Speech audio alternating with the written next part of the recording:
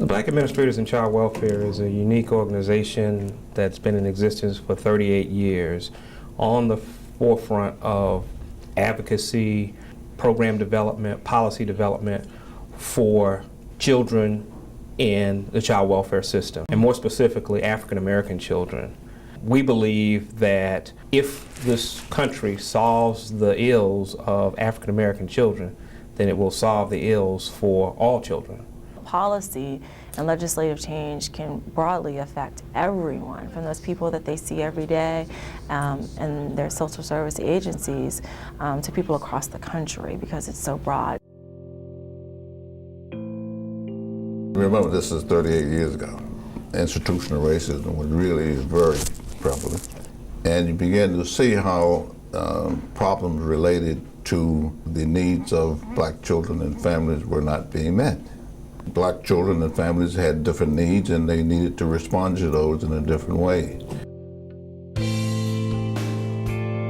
The environment that we're in now, we have an unbelievable economic crisis that's touching our organizations and touching our families. That's a given, we know that.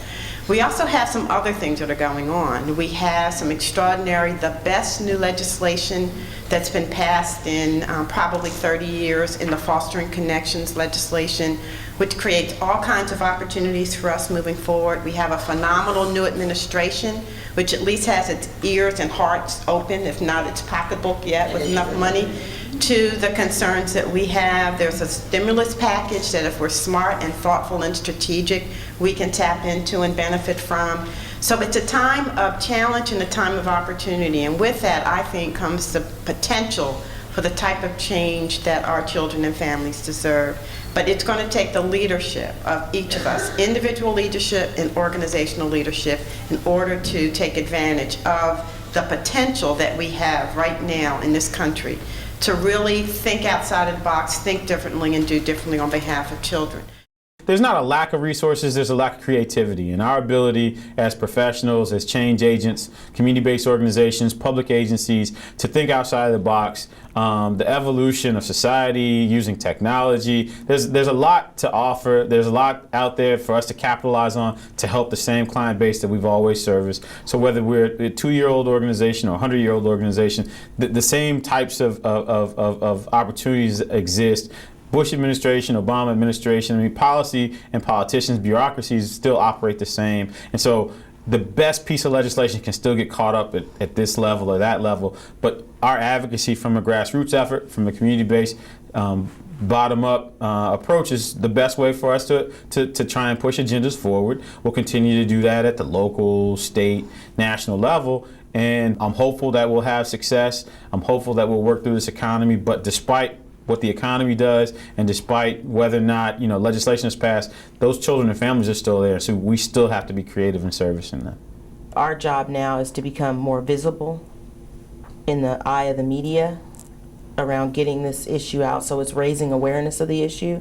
And then I think our role is to not just talk about the issue, but really start concretely talking about what the general public can do about the issue. I don't think it's enough to tell people that 32% of the children in care are African American children, or almost 60% of the children in care are children of color across the board, African American, Hispanic, Native American. That's not enough, because when the general public recognizes that over 500,000 children are in foster care, that's a huge number for the general public to digest. So we need to break it down to the general public of, this is the issue, and this is how we see you being involved. And BACW is a leader in this field that can help you think through how you can give us your time, whether it's serving on our board, whether it's becoming a member of our organization so that you can be another mouthpiece, another vehicle to get the word out, whether you decide to become a mentor because you're mentoring other families.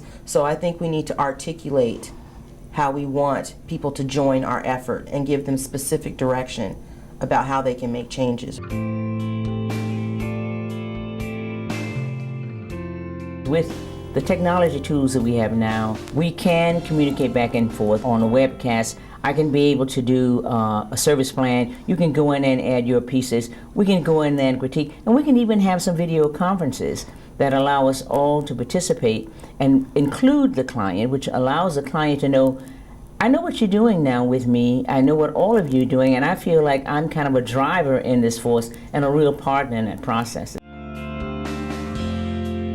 My message is actually to the people who don't understand that they need to make a difference. The message would not be to the audience today because they're already movers and shakers. It would be to everyone else to say give money, support, help to foster the environment where an organization like this can grow and can prosper and do what they already know to do. I mean, certainly it takes conferences like this to work out all of the many, many logistics, as was spoken of this morning, that are necessary to help our communities thrive.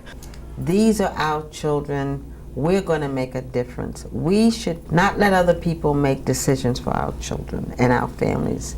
We need to be at the tables.